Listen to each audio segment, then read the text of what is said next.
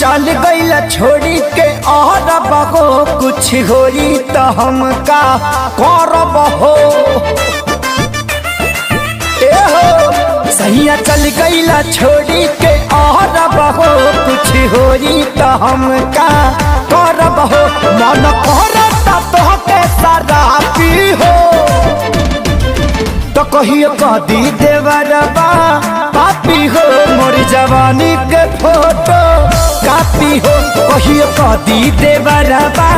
पापी हो मोर जवानी के फोटो कापी हो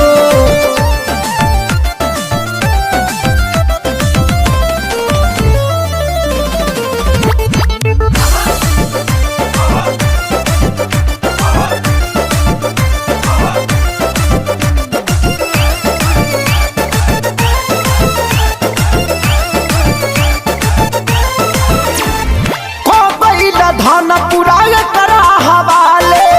का कहीं नजर ये कहाँ कहाँ डाले हाँ गई धन पुराय करा हवाले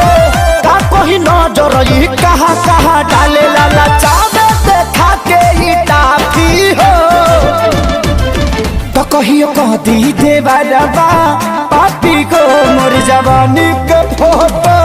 कापी हो कहियो कदी देवरबा पापी हो मोर जवानी के फोटो कापी हो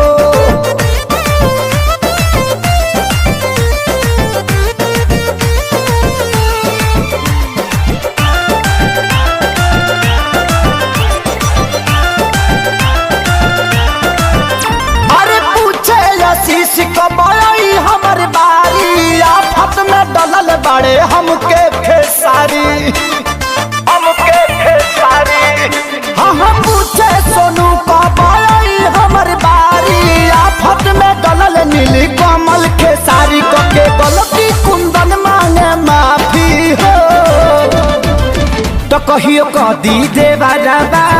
पापी को मोर जवानी के फोटो कापी हो कहियो कदी देवरबा पापी हो मोर जवानी